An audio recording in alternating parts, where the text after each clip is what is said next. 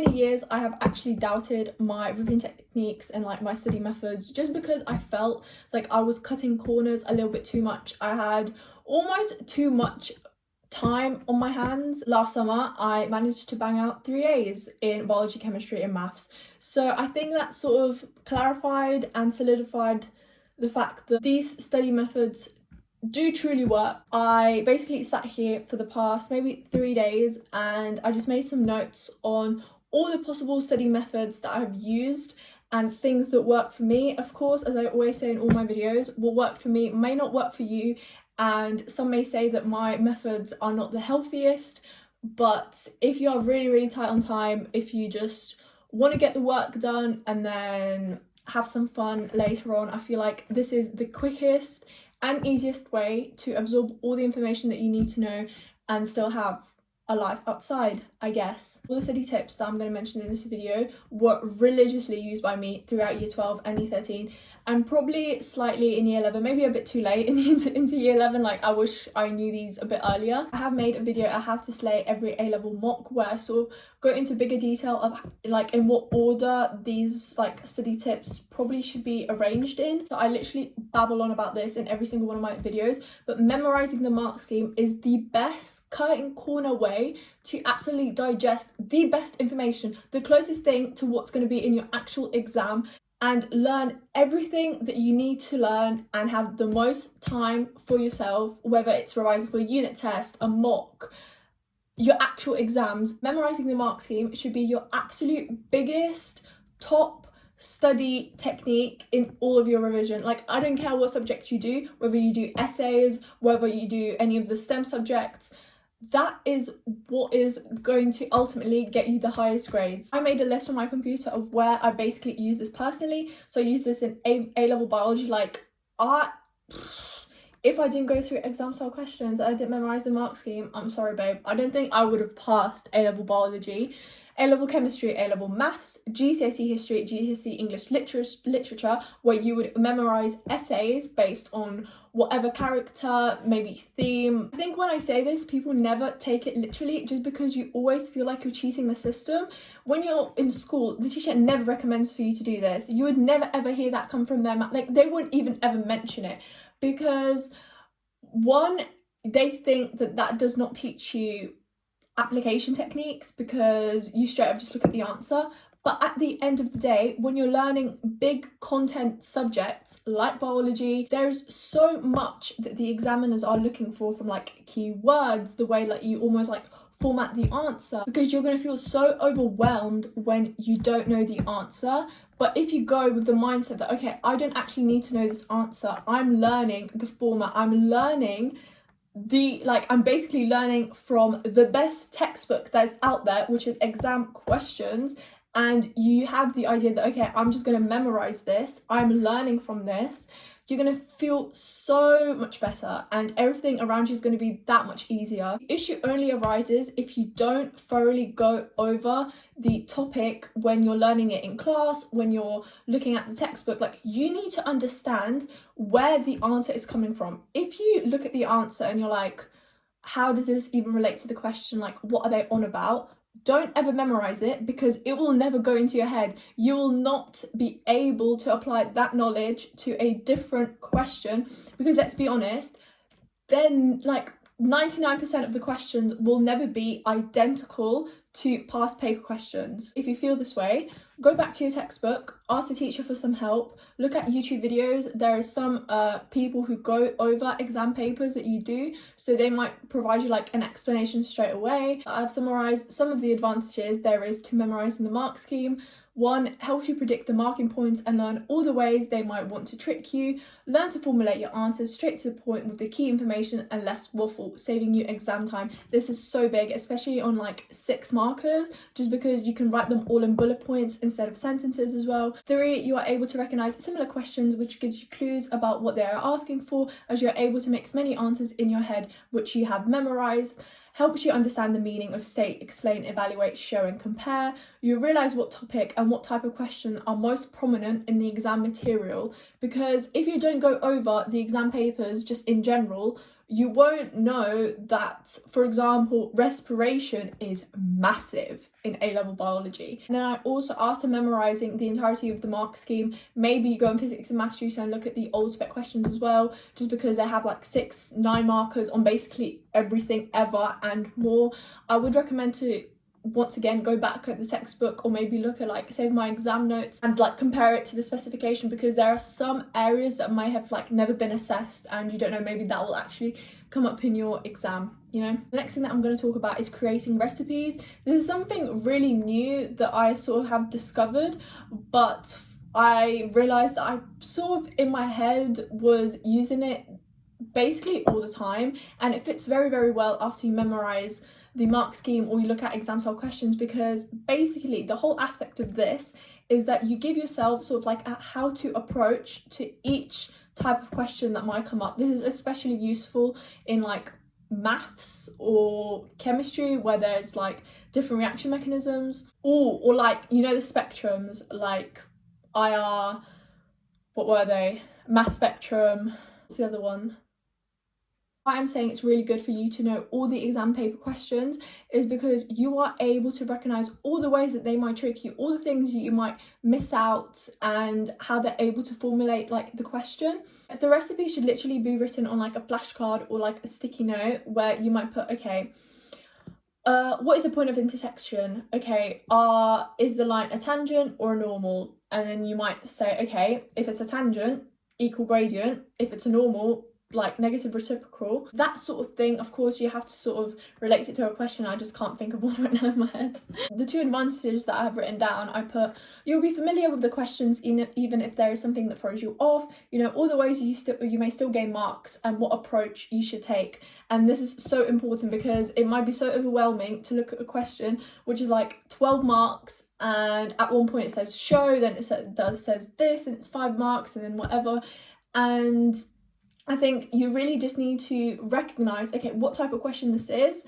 And even if you don't feel confident that you might get to the very, very end of the question, you know what approach you should take, and you have the aim of at least like scoring 9 or like 10 out of 12 marks. And then I put, you will improve your understanding of the topic. So, and in relation to this, you may, have a specific place where you put all your flashcards. You might use Anki, or you may do what I like to do, which is to put the sticky notes into my textbook, just because I want to be able to do absolutely all the questions in the textbook, and I sort of don't waste my time, because sometimes you look at a thing and you're like, oh, I don't know how to do this, and then you have to almost relearn all the approach, or look at the solution bank and you have to go online and all of that stuff. But if you sort of have it written out here, you may take a glance and you're like, oh yeah, I remember this, and then you can go and try and solve it. The ultimate goal should always be to be the absolute biggest balance queen ever, because I'm sorry, revising 8 hours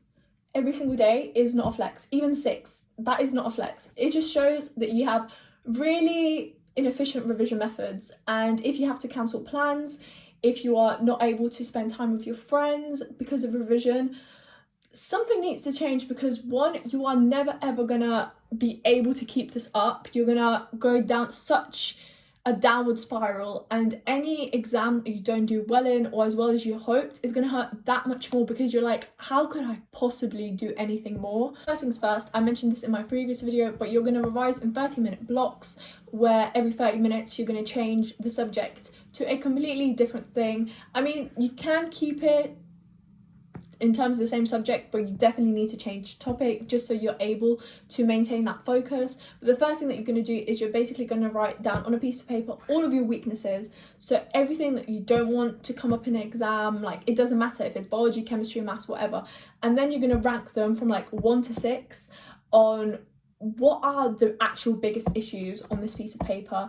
And then you're going to do 1, then you're going to do 2, then you're going to do 3, and you're going to do 4. So hopefully you're going to do 4 rotations, which will equate to 2 hours. Oh my god, why did that take me that long? And then those 30 minutes, you're going to open your textbook, you're going to open your revision guide, and you're even going to blurt, you're going to try and do all the questions. Well, not all the questions, but try and do absolutely all the hard questions, and sort of almost like as quickly as possible, because I guess in a way that also improves your exam technique. I don't know, whatever, maybe I'm just saying complete rubbish. Or you can be memorizing the mark scheme, and by the end of those 30 minutes, no matter if you're not, like, if you're not done, no matter if you still don't understand the topic, you're gonna switch to a different thing, because there is no point of learning one topic in and out if you don't know the rest of the 10 topics. And once you are not copying notes from the textbook, you're gonna realize that 30 minutes, it's quite a long time, and you're actually able to do quite a lot of questions or quite a lot of memorization. Another thing that you can do, which I found, I think, even year 10 or year 11, when I was revising deep into the night and your motivation is pretty low, is to grab a sticky note and grab a piece of like sellotape or something and basically cover the time at the bottom of your computer screen, because sometimes it can be so demotivating if you think, oh my god, I only managed to do this in this amount of time, it's already this and I have that and that to do.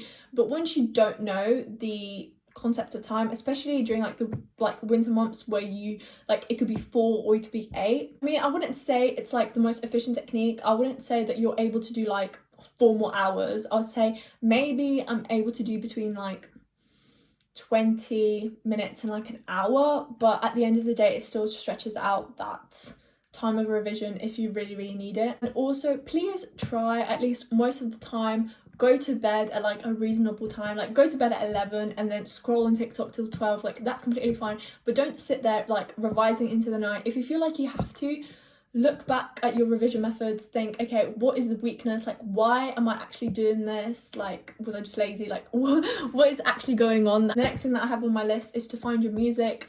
So my order usually goes in no music, motivational music, and then just my Spotify playlist. I mean, you can obviously do it in any order. I feel like maybe if you did it in the opposite order, it'd work better, just because the longer you revise, the less your focus goes. And then if you add music on top of that, you're almost like jamming to the music and not actually doing work.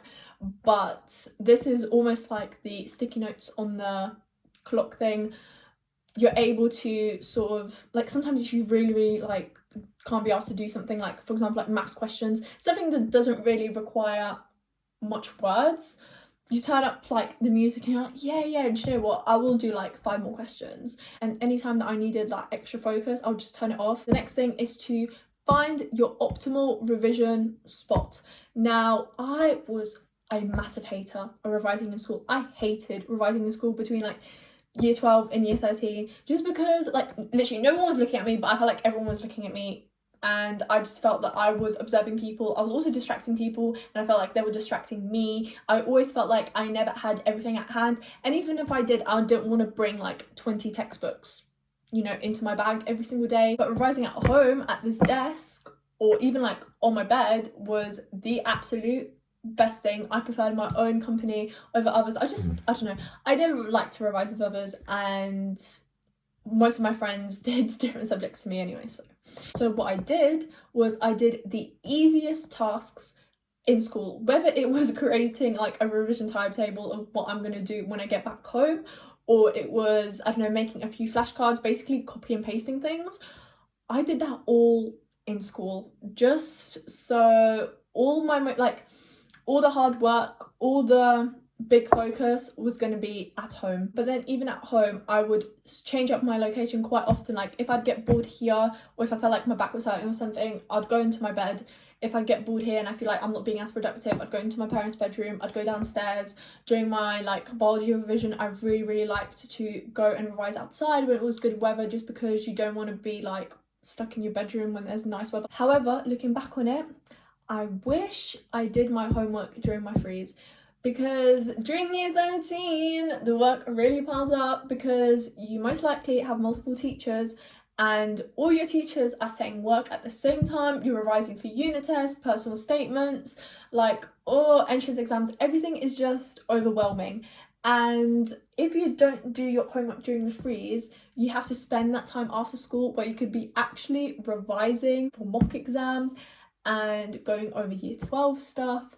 And if you have to spend, because most of the homework that I used to get would take me more than an hour to do, and if you have multiple, straight away your motivation to do anything else after that homework, it's completely gone. And personally for me, this would carry on for like months, because I'd be like, okay, I'll actually go over year 12 stuff tomorrow. Oh no, I got this unit test, I got this mock to revise, like this homework to do, and then it would just carry on. And when it came to mock time, I'd just be like, okay, so why was I revising? I was doing my homework in my revision time. That's what it was. So if you really know that you're not going to be revising during your 3 years, try and do your homework at school. The way that I liked to keep up to date with everything that I've done in the past and everything that I have not revised for in a while is to open either a Google sheet page or an Excel page, and basically on the side write down all the either exam style question topic things, like, you know, from like physics and maths tutor, or I'll genuinely just write down the topic names from my revision guide, and next to it you'd write the date of when you last revised it or when you last went through those questions, and then you'd colour the block in relation to how you found it. So if you found it really easy, you'd colour it green. If you found it, you know, okay, but there still needs to be some improvement, you can do it yellow. And then if it was really hard, you can do it in red. And if you saw that it's red, you can think, okay, I might need to go over this in like the next 2 days. You're really organized. Most of your things should be went through quite recently and they should be green. Now I have also made a list of resources that I found almost life-changing in terms of my A-level revision at the top of my list, and I have literally 3 different sizes of them, which is whiteboards, and just based on what I'm doing depends on the whiteboard that I'm going to use. The whiteboard pens that I use are from Tesco. You literally get 4 for £1, and I always buy them in bulk just because I'm scared that they might cancel them, or like inflation, I might have to pay more. So they literally come like this, and I don't know, I can't really say if they run out like really quickly. I just tend to use my whiteboard very, very often, so, and I don't buy any other pens, so I don't have anything to really compare it with. Also have a rubber, which I basically stole from school accidentally. I think I have another one because my friend wrote my name on it, so I basically had to take it with me. Like, I wasn't gonna just like leave it in school. So what I like about the whiteboard is that you never need to care about the presentation. You can draw like the most ugliest mind map, diagram, whatever. I like to use it if I'm doing my homework and I want to, you know, familiarize, basically make myself more familiar with the question. So I do it first on my whiteboard, and then I'd write it like neatly in my book, so the teacher thinks I'm like straight away like a genius. Just in general, blurting, like when you're learning something new, you don't waste as much paper. And then if you get bored of the whiteboard, you can switch to paper. But if you're always using paper, like, what are you going to switch to? This is why it's so good to have a whiteboard. Also, when you're memorizing the mark scheme, that helps as well, because when you're memorizing things, and like, let's say you see a question, you might not want to waste your time and write down the entire answer. You might, like, I don't know, write like the first letter of each word and be like, you know how I said you only have 30-minute blocks to revise? You can do so much more. You can write so much quicker on a whiteboard than you can write on paper. However, the only negative, I don't know if you can currently see it. Okay, that's a piece of hair. But you have these bits of whiteboard basically everywhere. And sometimes they can sort of like dye your table. But if you want to like take that, like, they're not really dye. It's just like a bit of like, I don't know, fluff, whatever. Is to literally get like a perfume, like spray it, and it literally comes off, so. Secondly, which was quite a new thing, basically I bought a pin board quite a long time ago, probably in year 12, thinking, okay, I'm going to use this as a mood board, and that just never happened. And then I started off some interview prep on this, but clearly that didn't really go anywhere either, until I started further maths and I realised, do you know what, we're gonna remove the habit of me constantly losing all my homework. You know, all the homework sheets that I would get. So now my habit is to, whenever I get a new piece of homework, I would write down the teacher's name at the top of who I need to hand it in and when, and then I take a pin and pin it to this board, and I put it here, and straight away, you know that you have homework to do, you know what sheets you have, and you just never lose them, especially if you see them. So let's say the homework's due on Monday, is, let's say, the previous Monday, and you have the teacher like Wednesday, Friday, let's say, you don't lose it in your book and you don't lose it in school, and I feel like it's not as ruffled if it was just like always in your bag. The last advice that I have is to never guess how long things are going to take, because if you underguess, if you think it's going to take 30 minutes when it takes you an hour, you're going to get so demotivated because, and everything is just going to fall apart, especially if you have, like, let's say a revision timetable, because the time that was allocated for something else is used for this now, and you're stressing. And then if you overguess, if you think, okay, this piece of homework is going to take me 3 hours, you're never ever going to start it until it's basically last minute. My tip is to try and recognize everything as like small little chunks that you do. I think everyone says this all the time, but for example, I need to start writing my personal statement, and that is something that I'm currently procrastinating and have not started. But this is the way that I would cut it down. The first thing that I do is I'd read other people's personal statements and related to the course that I want to apply. I'd be like, okay, this is what they put, this is the way they order it. Like the first paragraph might be why, then it might be work experience, and then extracurriculars. Another person might do it like this, and I'd see like, okay, maybe what books I've read that they might have mentioned, I might read them as well. The way that they reflect feedback. The second thing might be, okay, I did some work experience and I just wrote them in like words and like messy handwriting into this notebook.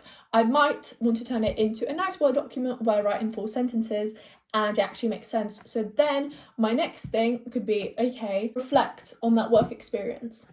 Then I might read some articles about the course that I want to do, or the topic, or any of that stuff that I might mention as well. Then I might look at any online courses that are related to the course that I'm applying to at uni. And then before I start writing, I might do, okay, what, like my map for why I'm actually interested in this course, and then slowly start to build up that personal statement.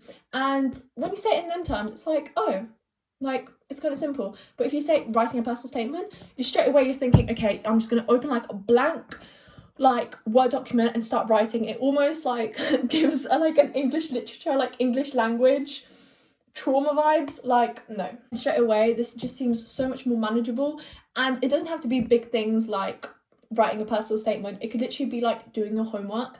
For example, let's say you have 10 questions to do for maths. Okay, I'm going to compare the questions on this piece of paper to the questions in a textbook, because if they're similar, I can look at the solution bank in my textbook and think, okay, this is how I need to do it, and then apply that to the questions there. So you might compare. That's the first thing. Then you may think, okay, look at a YouTube video if you're like not sure how to do it. Then you can say, okay, I'll do question 1, 3, and 5, and then I can see that 7 takes way longer than all the rest, so I might do that last. Or I might do that at the start, so then all the rest is just easy. I don't really have anything else much to say. I think I said it in a previous video, but I don't really believe in Forest, just because the time that it takes you to do a task doesn't necessarily mean you are productive doing it. And I don't care that I'm growing a tree, I'll still kill it. I mean, it's cute to see, oh my god, I did like 4 hours of revision today, like wow, like that's good for me.